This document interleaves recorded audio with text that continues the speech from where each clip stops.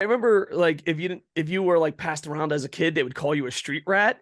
So when I saw Aladdin for the first time, I thought he was talking about us. I was Uh, like, Aladdin's one of us, yeah. And so they would put you in special needs classes, but special needs classes in the 80s are not like special needs classes today. no, Special needs classes were like, don't hurt someone. That's your classroom. Don't leave the classroom. right.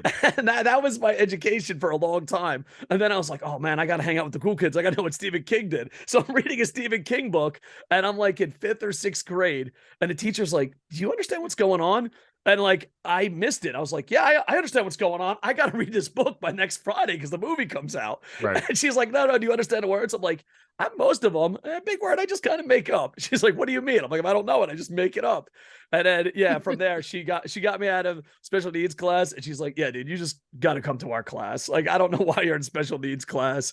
And then yeah, so and then she was like really supportive. She was like, oh yeah, you could be a great writer, you could be this. And I think she changed my life forever.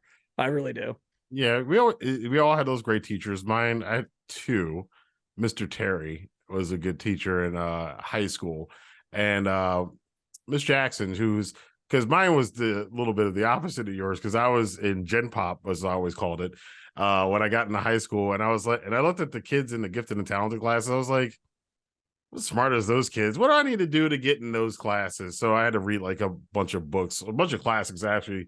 That back then we actually read Crime and Punishment, Oh Dostoevsky. yeah, So, yeah. that's the kind of books we were reading, which you probably wouldn't be allowed to read these days in this country.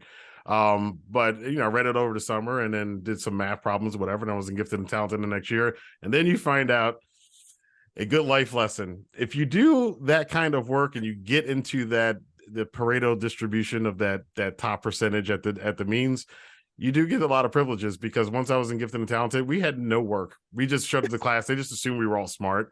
So I was like, yeah, you guys can write a paper once a month, but otherwise we don't really give a shit what you're doing. And that's what all the gifted and talented kids did. And everybody I was in Gen Pop with hated me. They hated me for like, what do you think you're doing? You think you're a big shot? I was like, well, in fact, actually, my valedictorian, he ran for mayor. He was Oh, that's running for awesome. mayor last 2 years ago, and I was like, "Yeah, that's the Roo." He was my valedictorian. I was on the tennis courts with him when he was cursing at himself for missing shots. And then he's So, gonna run to town.